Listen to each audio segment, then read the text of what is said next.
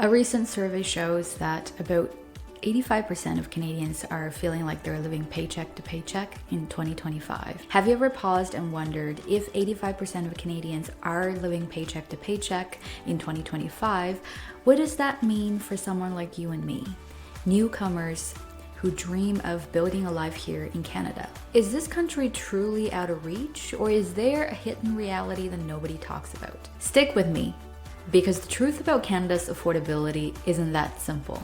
It entirely depends on where you live, what you earn, and the kind of life you're trying to build here.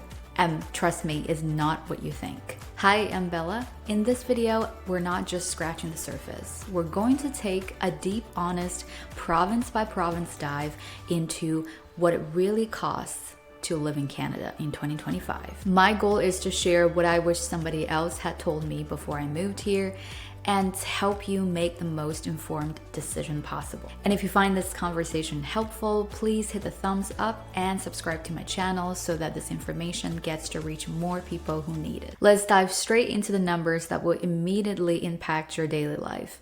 The cost of essentials, and we're talking about rent, food, utilities, getting around via public transportation or your private vehicle, and also two big insurance costs, which are your rental insurance and your car insurance if you do own a car. I've broken this down into one person living in a one-bedroom apartment across all 13 provinces and territories, trying to give you a comprehensive view of what it's like across Canada. And remember, these are just average costs, and living in major urban areas will definitely push these costs even higher.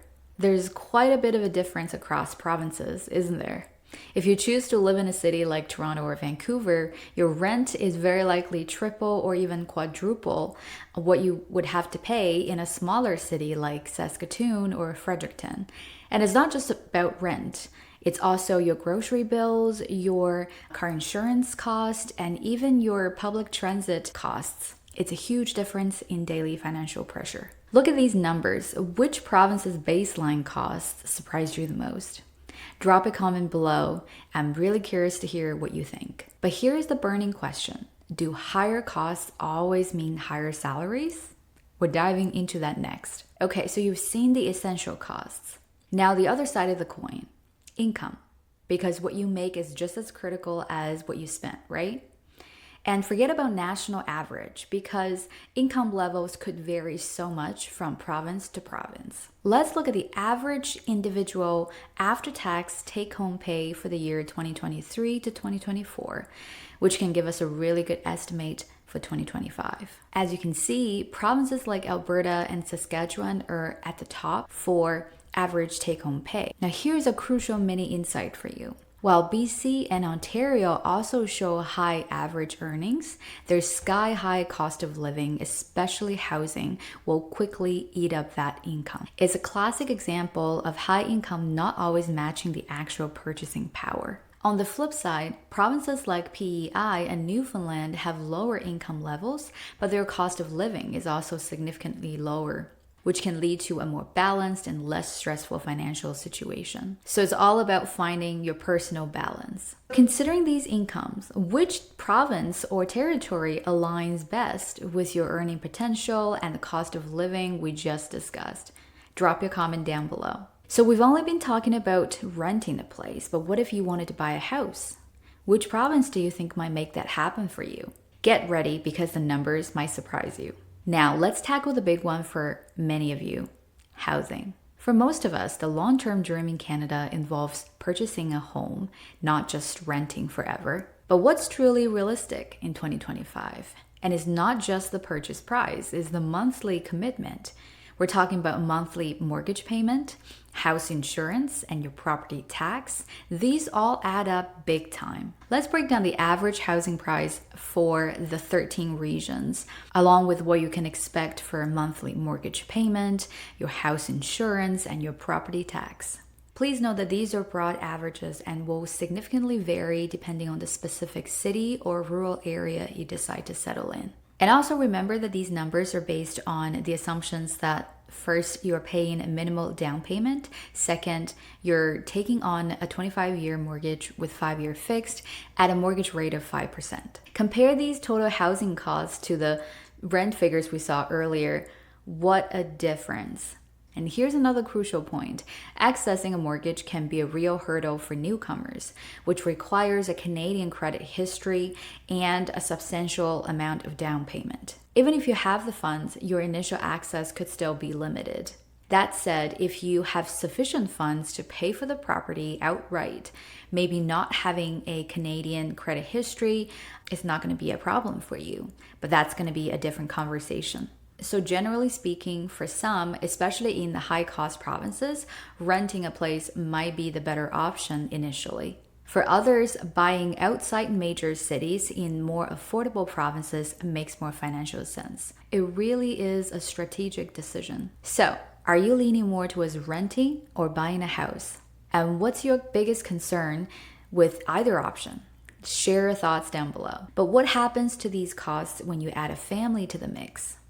Get ready for some eye-opening numbers, especially around childcare. Your costs change drastically according to your family size. It's not just linear. Some expenses could literally explode. Now let's compare a single person's monthly expenses to that of a family of 4, more specifically a couple with 2 children. This will highlight the differences that you absolutely need to consider if you are moving here as a family.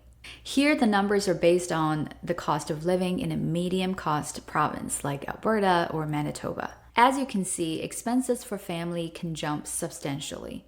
Beyond housing, childcare is one of the largest costs, often hundreds or even $1,000 per child monthly. Some provinces offer subsidized childcare, but it's still a massive consideration. Food, activities, transportation, everything else scales up as well. A very common mistake the newcomers make is underestimating how expensive it becomes when both parents work and need to pay for the childcare. Family life in Canada is rewarding, but it absolutely requires an upfront financial planning and a strategic choice of location than most people realize. So if you have kids, how are you planning to manage childcare costs here in Canada? Or if you're single, which of the family-related expenses do you think surprises you the most? Share your thoughts in the comments. But what about those hidden costs? The everyday expenses that no one tells you about until you're here. We're diving into those next. These can either make or break your budget. Now let's talk about those sneaky everyday costs that often get neglected in generic cost of living lists. Your lifestyle choices, my friend, will dramatically impact your monthly expenses. It's not just about paying the bills, it's about how you choose to live your life. I've sketched out 3 common immigrant lifestyles I've observed and how they will influence these hidden costs. These aren't bad expenses, it's just about knowing your habits and being honest to build a budget around it. These seemingly small nuances really add up, so be honest with yourself about the kind of life you truly want to build here and factor that into your planning. So which of these lifestyle profiles resonates with you the most? What are you most concerned about budgeting for? Drop your comments down below. But here's some good news. Canada does support. There are some government programs that are specifically designed to help newcomers. Stick around and see which program you are eligible for. Now let's talk about government support. Knowing these can ease your financial burden, especially in those crucial first years. Federal programs like Canada Child Benefit and the HST credit offer vital tax-free payments to eligible families and individuals. Beyond federal, provinces and territories often offer varying support. You might find housing, rent subsidies, utility relief, childcare subsidies, job placement help, and free language classes. My advice, connect with a local immigrant settlement agency as soon as you arrive. They are a gold mine of free information and support. Explore what's available to you. These supports could be a safety net as you get established and understand the Canadian system. So which of these government support programs would be most beneficial for your unique situation? Let me know in the comments. So after seeing all these numbers, does Canada still feel like a possibility for you? Or do you feel extremely overwhelmed? Stick around for my final, most crucial piece of advice. Here's the unfiltered truth that Canadians are feeling daily and that newcomers absolutely need to understand. For many, salary is not keeping pace with the rising cost of living, especially in those major urban centers. You'll hear this on the news, from your friends, in the cafes. This is a nationwide challenge, not just a newcomer problem. But here's the crucial part, and this is where hope comes in. It doesn't mean that Canada is impossible or that your dreams here are out of reach. What it does mean is that we, immigrants and residents, have to make smarter, more realistic, and more intentional choices. It means carefully considering where you settle, how you truly plan to live, and align those choices with your skills and earning potential. It's about basing your decisions on your life and the data, not on assumption and broad averages.